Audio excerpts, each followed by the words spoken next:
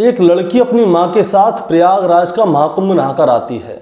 अब इसके बाद वो 27 तारीख को अपनी माँ से कहती है कि माँ, मैं जरा काम से जा रही हूँ, दरअसल मेरे शहर में चुनाव चल रहे हैं, इसी वजह से हो सकता है कि शायद मेरा फ़ोन लग ना पाए, तो इसलिए आप परेशान मत होना।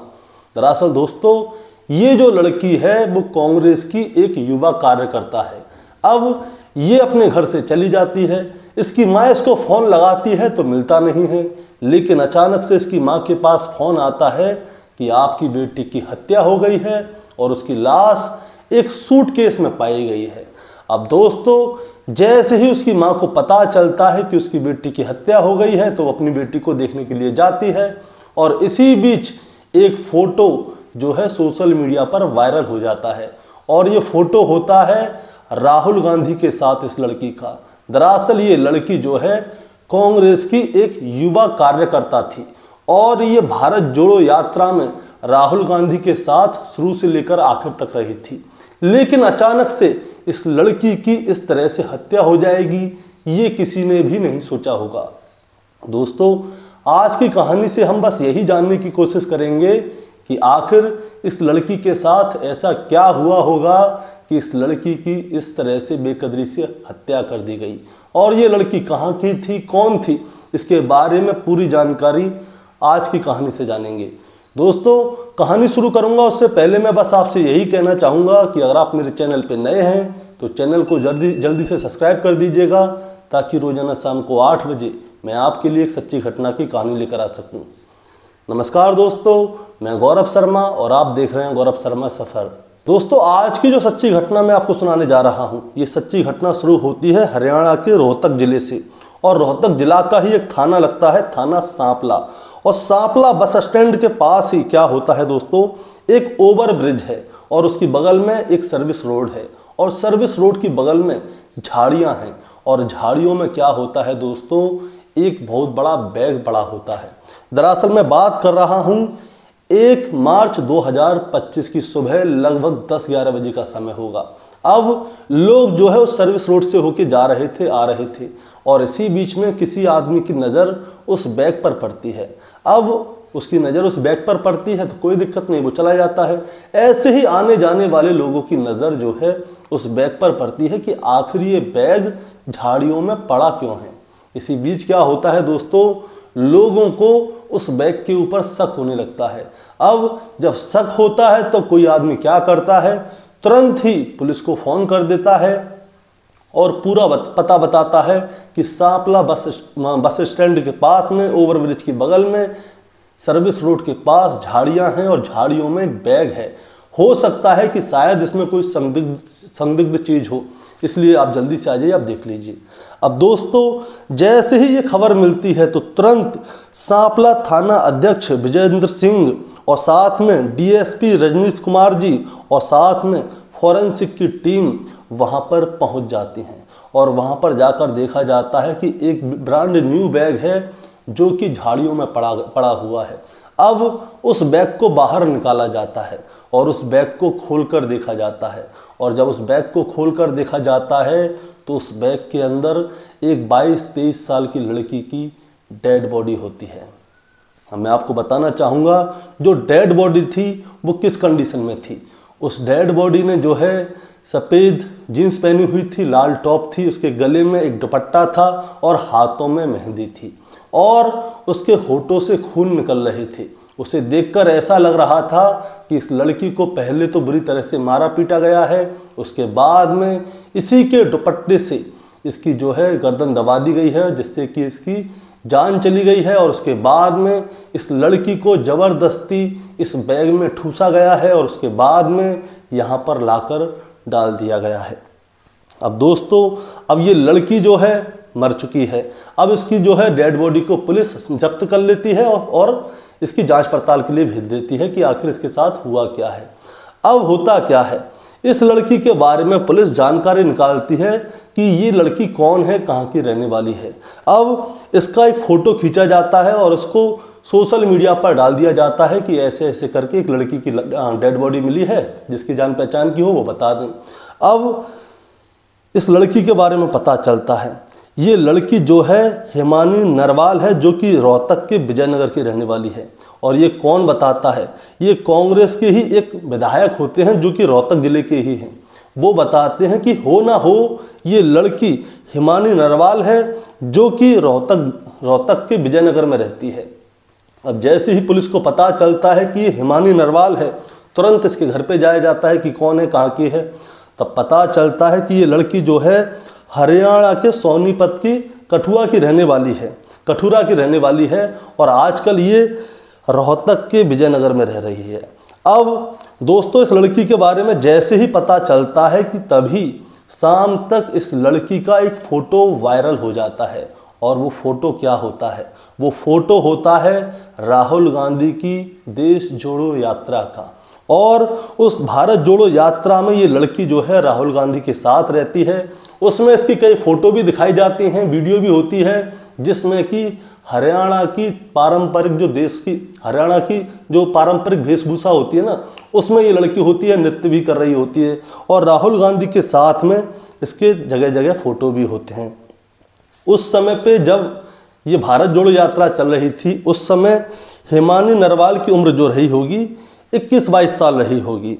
अब हिमानी नरवाल के बारे में पता चल जाता है तो तुरंत इनकी माँ को फ़ोन किया जाता है और फ़ोन करके उनको बताया जाता है कि आपकी बेटी जो है ऐसे ऐसे करके इस कंडीशन में पाई गई है।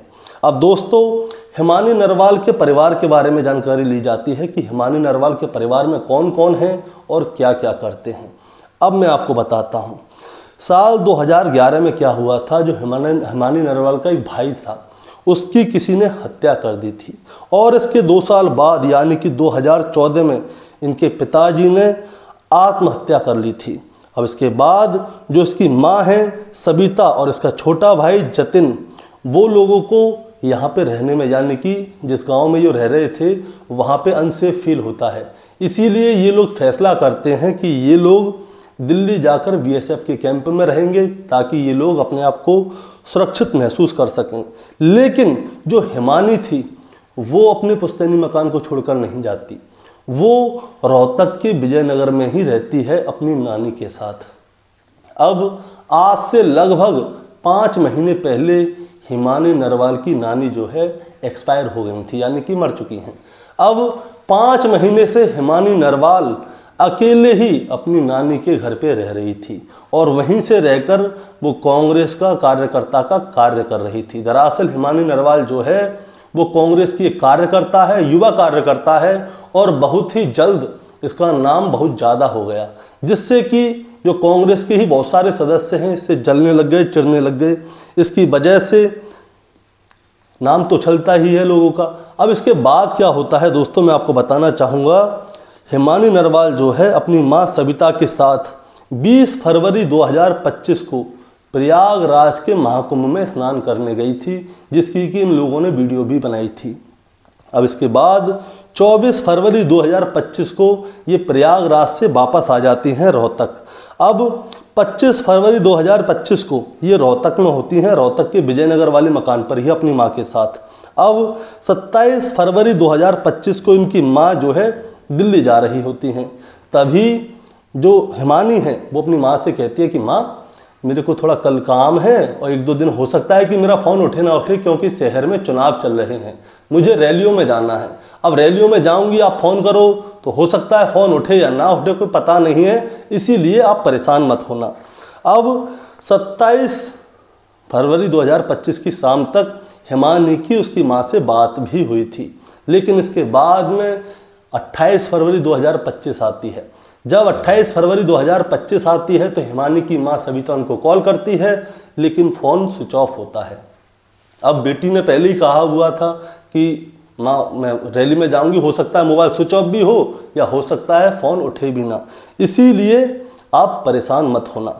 अब इनकी माँ के पास मीडिया वाले जाते हैं और उनसे पूछते हैं कि आपकी बेटी के साथ ऐसा किसने किया होगा, आपको कैसा लगता है। दरअसल 1 मार्च 2025 की शाम को हिमानी की माँ के पास पुलिस का कॉल जाता है। जब इनकी लाश मिलती है तो पुलिस का कॉल जाता है, तो हिमानी की माँ अपनी बेटी की डेड बॉडी के पास जाती हैं और वहाँ पे जाकर शोर मचा देती हैं कि जब तक मेरी बेटी को इंसाफ नहीं मिलेगा तब तक मैं अपनी बेटी का अंतिम संस्कार तक नहीं करूँगी। अब इसके बाद न्यूज़ वाले उनके पास जाते हैं और उनसे पूछते हैं कि आखिर ऐसा क्या हुआ कि आप अपनी बेटी का अंतिम संस्कार तक नहीं करना चाहती। तब हिमानी की माँ सारी कहानी बताती है। वो कहती है कि मेरी बेटी लगभग 10 साल से कांग्रेस की एक कार्यकर्ता है और बहुत ही कम समय में इसने बहुत ज़्यादा नाम कमा लिया है। और इसी बीच क्या है, जो रोहतक के सांसद हैं दीपेंद्र हुड्डा, मैं आपको बताना चाहूँगा, उनके सारे कार्यक्रमों में जो हिमानी है उसने पार्टिसिपेट किया था, यानी कि सारे कार्यक्रमों का हिस्सा रही थी। और राहुल गांधी के साथ से जब से उनका फोटो वायरल हुआ है तो कांग्रेस के जो बड़े बड़े नेता हैं वो उनसे जलने लग गए हैं। उनसे क्या है, छोटी छोटी बात पर ही बहस करते हैं। हो सकता है किसी न किसी कार्यकर्ता ने ही उनके साथ कुछ ऐसा किया होगा। अब दोस्तों, जैसे ही हिमानी की माँ की ये बात सामने आई तभी पुलिस और भी ज़्यादा सतर्क हो गई। अब इसके बाद में पुलिस ने अपनी 5 टीमें गठित की और उसके साथ ही SIT भी गठित की। अब इसके साथ साथ क्या होता है, हिमानी का फ़ोन चेक किया जा रहा है, वो कहाँ कहाँ गई थी, कहाँ क्या क्या किया था, किस किस से बात करती है, कौन कौन उसका दोस्त है, उसके जीवन में कोई है या नहीं, ये सारी चीज़ें चेक की जा रही हैं। और NH 9 यानी कि नेशनल हाईवे 9 पर लगभग 25 किलोमीटर के दायरे में जितने भी CCTV कैमरा हैं, जितने भी ढाबे हैं, जितनी भी दुकानें हैं, मॉल हैं, उन सभी के CCTV कैमरे चेक किए जा रहे हैं। और हरियाणा पुलिस का कहना ये है कि जल्द से जल्द, यानी कि जितनी भी जल्दी हो पाएगी उतनी जल्द वो हिमानी के कातिलों का पता लगा पाएंगे। दोस्तों, हिमानी के कातिलों का जैसे ही पता चलेगा तो मैं आपको अपनी अगली कहानी के थ्रू जल्द से जल्द ही बताऊंगा। जैसे ही खुलासा होगा मैं आपको इसी चैनल पे बताऊंगा। इसीलिए दोस्तों, इस कहानी को सुनाने का मतलब आपको परेशान करना या विचलित करना बिल्कुल नहीं है। बस आपको सावधान और सतर्क करना है और ये कहना है, अगर आपको इस कहानी का दूसरा पार्ट भी सुनना है तो आप हमारे चैनल को जल्दी से सब्सक्राइब कर दीजिए, ताकि रोजाना शाम को 8 बजे मैं आपके लिए एक सच्ची घटना की कहानी लेकर आ सकूं। नमस्कार।